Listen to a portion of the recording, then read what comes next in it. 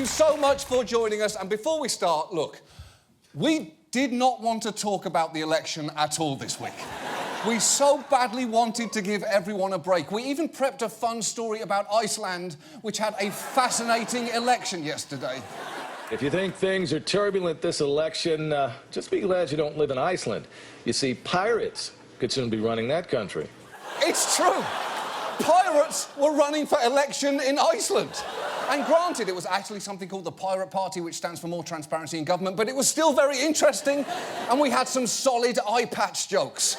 And it was going to be fun, but we can't talk about it. Just like I can't talk about Spain's new government, or the fact Austria is still awaiting its third attempt at a presidential election after, and this is true, the last one was postponed due to defective glue on the absentee ballot envelopes.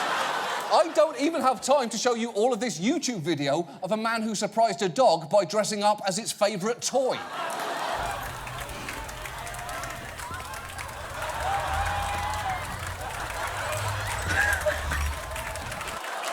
Don't you want to see how that ends? That dog's expression is clearly, I'm going to hump the shit out of that. But there is no time, because with a heavy heart, we must begin with the 2016 election, or, as you may know it, the shit-filled cornucopia that just keeps on giving 2016. And it's all because of what happened on Friday. We're following breaking news, a dramatic new twist in the presidential campaign. The FBI is reviewing its investigation into Hillary Clinton's use of a private email server while she was Secretary of State after the discovery of new emails that appear to be pertinent to the case. Oh, perfect. That's just what this election and everyone's state of mind needed. Bacardi should really consider switching their slogan to Bacardi, because there might be more fucking Clinton emails.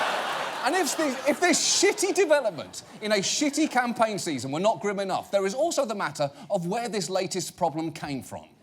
In a more surprising twist, the unearthed emails were from the FBI's investigation into disgraced Congressman Anthony Weiner.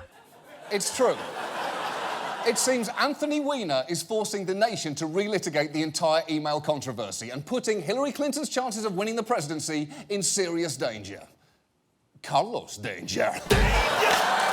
Damn it, Weiner! Danger! For the record, this is a reflex! I'm not having fun! You're ruining my chance! Dang it! Look, this is obviously a disgusting way for the email case to come to life. Just watch Vice President Biden learn about Weiner's involvement for the very first time. I don't know where these emails came from. What apparently Anthony Weiner. Well, oh God, Anthony Weiner. I should not comment on Anthony Weiner. You can just picture Biden repressing that news and going to his happy place, which I assume is this actual picture of him eating an ice cream, wearing sunglasses, and holding a fistful of money. And perhaps the most frustrating thing about all of this is we don't know yet whether this is a huge problem or whether it's barely a problem at all, because FBI Director James Comey pointed out in his letter to Congress that the FBI cannot yet assess whether or not this material may be significant, and sources have since dampened expectations of what might emerge. At this point, sources tell us that Hillary Clinton is not implicated in any of these emails, that she did not send them. So there's no right now direct connection to Hillary Clinton, but we really don't know specifically what is in these emails. OK, so 9 days out from the election, the FBI has basically delivered us the equivalent of a mystery box. And like the box from the end of Seven, it could contain anything from nothing to Gwyneth Paltrow's head. Although it almost definitely contains Anthony Weiner's penis. And the chances of getting this resolved before the election seem slim. So thousands of emails on the computer to examine. Now they've got to go get court process to get the right to look at those emails, because remember, this investigation of Weiner was focused solely on the texts that he sent to an underage girl. Right. So now they've got to go back, get legal process to take a wider look at these emails and begin that process. You said earlier this probably won't be wrapped up before Election Day. Scratch probably. So, to recap, the grinding hell of this election has thrown in yet another twist, with the election potentially hanging in the balance, all thanks to the fact Anthony Weiner allegedly sexted with a 15-year-old girl. Now, a month ago, when Donald Trump tweeted, "We should check out a sex tape of a former Miss Universe contestant," I said if you looked up, you would see rock bottom.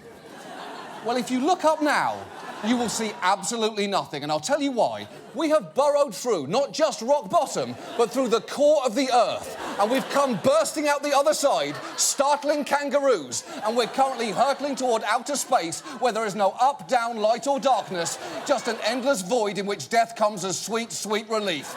Please, let this thing be over soon. And now, this.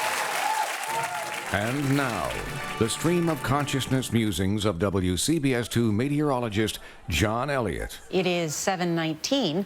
Time to check your local weather. Thank you, Nora. You know, if I was to scale, my head would be worth about $400 million. It is time to check your local weather. Thank you, Christine. I know her. I know Christine Johnson. You know, it's funny, though. You know what this guy said to that guy? Hey, I'm next door. Here I am. I was waiting here. I was just doing a little batting practice.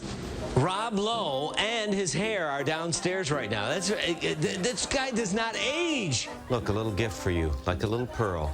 I have the morning sun. You know, my mom is actually turning 90 this summer, a few months behind the Queen. So yes, cheerio. And you know what? Frank Sinatra Jr. was an excellent singer. The president's legs are very thin. Every gym I've ever been to says no cell phone use. So much of the country bacon. So, oh, now I want bacon. It is 7:19. Time to check your local weather. You know, I've just got to say it. I think Gail's hair looks great. Moving on. Moving on. Our main story tonight concerns racism. You know, the problem that Crash failed to solve. And specifically, we're going to discuss school segregation, which it turns out is still a big problem. Racial segregation is on the rise. The number of schools where 1% or less of the student population is white has more than doubled in the last 20 years. That's true. Even as our society has grown more diverse, nearly 7,000 schools have the same racial makeup as the audience of your average Tyler Perry movie. And that one white guy is Leonard Maltin, and he has to be there. It's his job. Boo, a Medea Halloween, 3 stars. Now, at this point, if you're in a city like New York, you're probably thinking, oh, splendid. I know where this is going. A story vilifying the backwards and racist American South. Let me just grab a handful of kale chips that I can munch on while feeling superior. Well, hold on. There is something you should probably know. According to the UCLA Civil Rights Project, the South is the least segregated region for black students. And in fact, New York State is now the most segregated system in America, in large part due to New York City. Oh, shit, liberal white New Yorkers! Twist ending, you were racist the whole time. Put back those persimmons you bought yourselves as a treat from Fairway. You don't deserve them anymore. And look, it would still be problematic, even if these schools were roughly equivalent academically, as that would still be a violation of the principle of Brown versus Board of Education that separate educational facilities are inherently unequal. But in practice, they are very rarely equal in any way. Black and Latino children are more likely to attend schools with inexperienced teachers, which are then less likely to offer a college prep curriculum. On top of which, because race and class are inextricably linked, those students are 6 times as likely to be in high-poverty schools. And while there are teachers and students working incredibly hard in those places, they are often doing so with fewer resources, as one student learned during a school exchange program. Once a year, we do what's called a school swap, where students that go to county high schools attend a school in the city for one day, and then students in the city attend a school in the county for one day. I went in, and the first thing that I noticed, actually, was all this stuff around here. I'm talking about stuff that looked like it costs lots of money. The teachers come in, they can get right on topic. They have multiple computers that they can use, and it's like, wow. And then I related back to my school, well, we don't have all that. Okay, I get what that program was trying to do, but it still seems cruel, giving students a glimpse of what other kids are getting. At least on a plane, they cover first class with a curtain. And sure, they might still bake cookies and waft the smell down the aisle, but that's just to fuck with you. So how is it possible that our nation's schools are by some measures more segregated now than they have been in over 4 decades? Well, it turns out Places like New York haven't so much resegregated as never really bothered integrating in the first place, because the 1964 Civil Rights Act was very carefully crafted by northern lawmakers.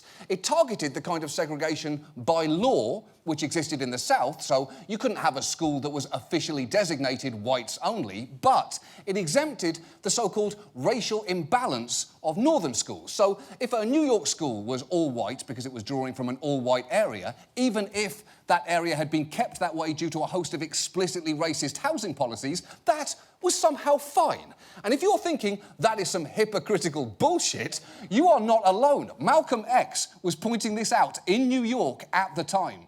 You don't have to go to Mississippi to find a segregated school system. We have it right here in New York City. It shows that the problems that the white liberals have been pointing the finger at the Southern segregationists and condemning them for exist right here in New York City. Yeah, of course racism exists in New York. Have you never seen West Side Story? It is a musical about love transcending the obstacle of one person being Puerto Rican. It'll never work! And for what it's worth, when on rare occasions northern cities were forced to desegregate, things got just as ugly as they did down south. Listen to one Boston man describe his memories of being sent to a school in a white neighborhood. So my first day of school was when we got off the school bus. It was right on the steps in white paint. Niggers, go back home to Africa. You got all these whites out there, but with signs calling us niggas, go back home, the whole bit. And then some of these same kids you would see in class. So now you're like, so what's up with that? Yeah, he's got a point there. They shout, go home to Africa, and then sit beside you in class. I do hope the kids who heard that had the opportunity to go, oh, you want to borrow a pencil? Oh, I'm sorry, I must have left mine in Kenya this morning. And for just a taste of the general paranoia surrounding this issue back then, just watch this trailer for a movie called Halls of Anger. A handful of white students are transferred to an all-black school. You know there's going to be trouble. Vanilla ice cream. And I'm gonna take me a big lick. OK, that is clearly horrible, but on a side note, using the terms chocolate and vanilla is actually the best possible argument for bringing races closer together, because what happens when you combine chocolate and vanilla? I'll tell you what happens. Fucking Fudgy the Whale happens. And it is superb. And even though the path to integration was rough and the burden often fell disproportionately on African-American communities, there were still clear benefits, because bringing in white children also brought in resources to an almost comical extent. Immediately when the decision was made that white kids would now be bused into West Charlotte, it was like a community joke. Like overnight, the gravel parking lot was paved. The athletic facilities in terms of the football stadium, basketball, gymnasium stuff was upgraded. It was like overnight someone had written a check for $1 million. Exactly. Funding tends to follow white people around the way white people follow the band Fish around. It's a different show every time, man. Last time I was rolling because I snorted Molly off a communal didgeridoo. Different show every time, man. Now, that man's school was in Charlotte, North Carolina, a city which became a model for how desegregation could be effective. By the end of the 1980s, just 1% of Latino children and 3% of black children were attending schools considered racially isolated, that is, 90% or more minority. And this was such a point of pride that when President Reagan visited and tried to talk shit about Charlotte's system, it didn't go down too well. They favor busing that takes innocent children out of the neighborhood school and makes them pawns in a social experiment that nobody wants. We've found out it failed. I don't call that compassion. Reagan got no reaction from the crowd on that line. I took great offense to it, and I stomped across the floor and said a few choice expletives about the president and cut off the TV. Ooh, that is some courtly Southern aggression. I'm guessing his choice expletives were heavens to Betsy. That really fried my grits. And, sir, you are a scoundrel without valor. Without valor, I say. Now,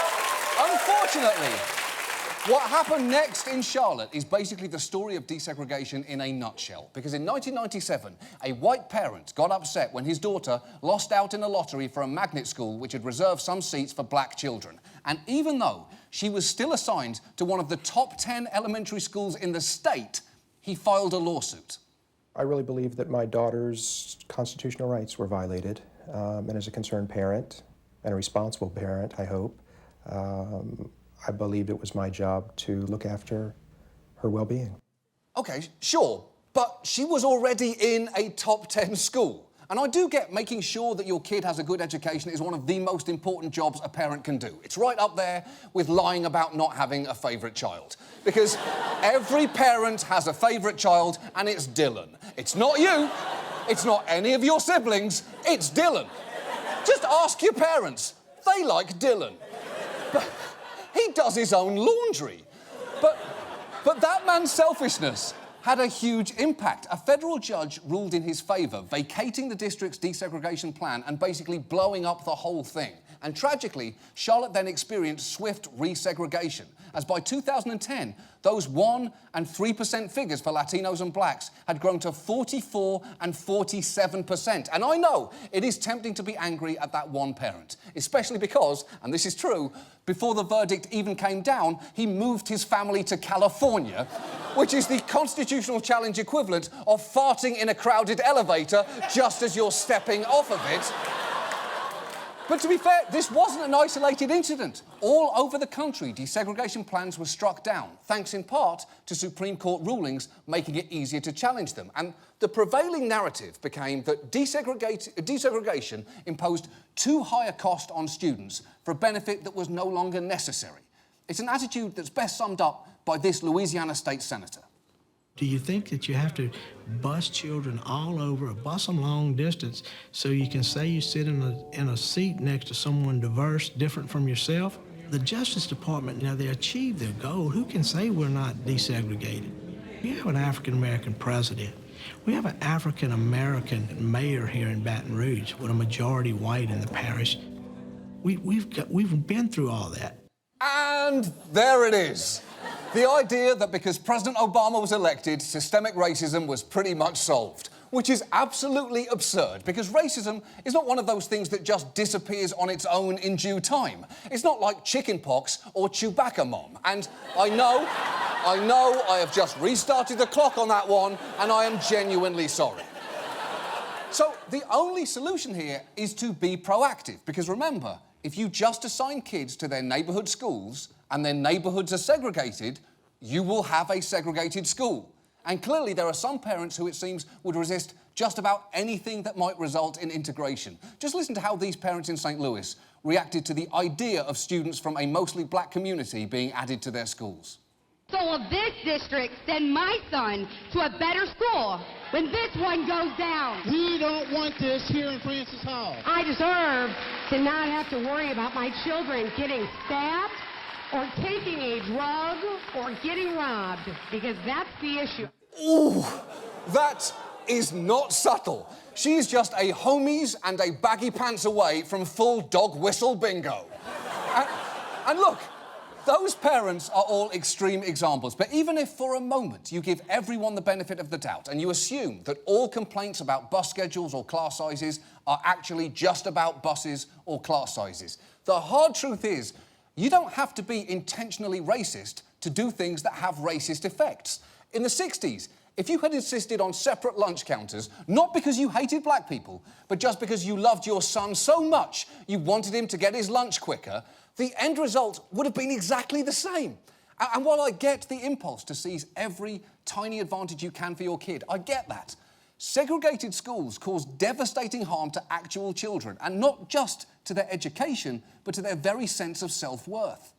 We don't have support at all. We have lack of books, resources, anything you can think of. But when we go in contact with these white children, or should I say Caucasian, they don't know how to act because they believe that they're better than us. And we don't know how to act because we believe that they're better than us.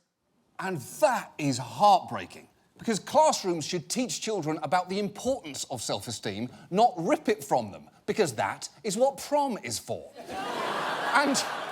And there can be lasting positive impacts to integration. Not because the mere act of having a white classmate is somehow magic. It's not, unless, of course, that kid has round glasses, a scar on his forehead, and sits alone on parents' visiting day. But getting to attend a good middle-class school can be transformative. Berkeley professor Rucker Johnson studied black siblings where one went to a desegregated school and the other didn't. And not only did those exposed to more years of desegregation fare better, but their kids did too. And that is not all. Blacks who attended desegregated elementary schools were more likely to graduate and 22% less likely to be incarcerated as adults. What is more, Johnson found that the narrowing of the achievement gap and the increased success of black Americans did not have any negative effect on whites, on any metric. So it was good for black people and had no effect on white people whatsoever. It's like this canister of black and sassy cream shine. I am pretty sure I can make that joke. I am pretty sure that's okay. Hold on. Which writer pitched it? Shit! That doesn't help. The point is, for white children, a lack of experience with people of other races can have serious downsides. Just watch one young girl take a racial bias test. Show me the good child. Why is she the good child? Because I think she looks like me. Okay. Show me the bad child. Why is she the bad child? Because she's a lot darker. What do you think? Shocking to you? I just think it's because she's not exposed. Exactly. And that is why it is important to expose kids to other races at a young age. You don't want your child playing Guess Who at a birthday party and asking, is this person bad, to rule out anyone who isn't white. And while, yes, you can absolutely teach kids about racism in the abstract, if your school is overwhelmingly white, important nuances can get lost, as this second grader found after making a bold choice for a school project. I have a dream today. I have a dream that my 4 little children will one day live in a nation. Sean is portraying a historical figure assigned by his teacher. Well, Martin Luther King Jr. He said, Mom, I want to wear a suit because that's what he wore, and a black tie, and I have to wear a white shirt. And he said, also, I want to do my face in black. They thought it was inappropriate and it would be disrespectful to black people. But I say that it's not. I like black people. Okay. First, wow. Second, it is obviously not that kid's fault. He didn't know any better. And finally, if Martin Luther King Jr. could see that clip, I legitimately don't know whether he'd be thrilled or horrified. He might actually be both. He'd be like, wow, I really made a difference. To a point. So the benefits of truly diverse schools are obvious. The problem is often just our willingness to do it at all. And to their credit, some school districts, including Charlotte, are now looking for ways to fix things. And there are models, small and large, around the country for what can work. Boston has long had a voluntary program to send kids from the city to schools in the suburbs. It's tiny, but it's wildly popular. And Louisville has created a complicated school assignment formula that has resulted in more integrated schools. It is not perfect, and they've had to tweak it a lot. But it is worth knowing that under that program, 90% of kindergarten families still receive their first choice of schools, which is impressive, because I doubt 90% of those families even receive their first choice of kindergartner. I mean, she's great. She draws on a lot of things, but she's great. She's fine. She's absolutely fine. She's no Dylan, of course, because as we all know, Dylan is the best. And everyone should be invested in those sorts of solutions because while this always gets framed as an issue about parents and their children, it's actually about adults and everybody. Because kids grow up, and those little doctors, soldiers, police officers and superheroes asking you for candy tomorrow night, well, in a decade or so, they might be actual doctors, soldiers, police officers and assistant directors of human resources. And there are massive and multiple benefits for all of us if they interacted a lot more from an early age. And I know this seems like a lot to ask, but in the words of a small white child dressed as a dead civil rights leader, I have a dweem. And now, this. And now, Last Week Tonight asks, how is this still a thing?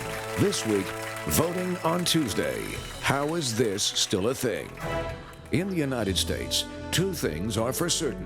First, elections for national office are held on the first Tuesday after the first Monday in November. And second, every time it happens, we're going to ask, why is that? When this question first came up here, none of us knew why it is we vote on Tuesdays. Have you ever wondered why we vote on Tuesdays? Everyone knows Election Day is always Tuesday, but we wondered why. And it's not just newscasters. Nobody seems to know. I do not know why elections are held on Tuesday. On a Tuesday? I'm not sure, actually. Oh, it's a good question. Do you know? I feel like I should, but no. No. Yes, even human pickles don't know why we vote on Tuesday.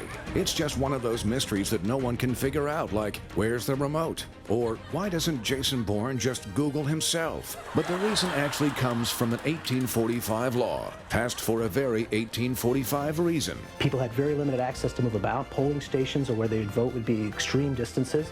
They had to find a way of making Election Day a day that people could accommodate their schedules. Weekends were no good because of the Sabbath, so take Monday as a travel day, and voila, vote on Tuesdays. Yes, we vote on Tuesdays because of the Sabbath, making voting day the only thing in American life still scheduled around Sundays other than the operating hours of Chick-fil-A and new episodes of America's Funniest Home Videos. Oh, that's right, motherfuckers. That thing's still on, and it'll be on long after this nonsense is canceled. And while many states allow early voting or mail-in voting, 13 states don't. And the problem is, having everyone vote at once on a Tuesday can cause scenes like this. Here in the Valley, high voter turnout for Election Day. This is video from the Oakwood University precinct where voters waited for upwards of 3 hours at times today to cast their ballots. The lines have been long at polls all across central Mississippi tonight. People waited for hours to cast their ballots in the cold and the rain. Here in East Flatbush, the line to vote stretched through the hall and up the stairs. But wait, there's more. This whole auditorium of people is the line to get on the line. Holy shit. All the wait times of Disney World. All the fun of the fucking DMV. And for some, the fact voting takes place on a workday is a major inconvenience. On Tuesday, I have to work, and I'm an hourly employee, so any time taken away from work is just, I have to wake up earlier. Exactly. Perhaps that's why the most common reason Americans give for not voting is that they were too busy, which either means too busy working, although it could mean too busy coming up with sick pool ducks like this one.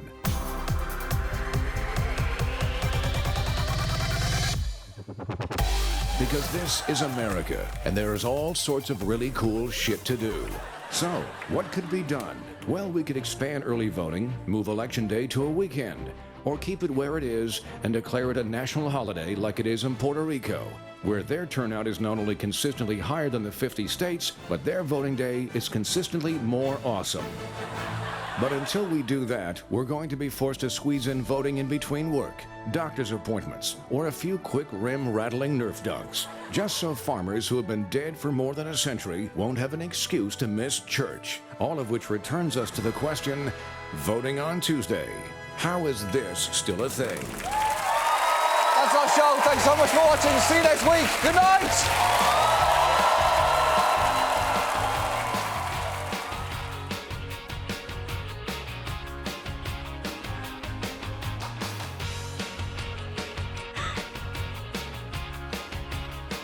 Ha ha ha!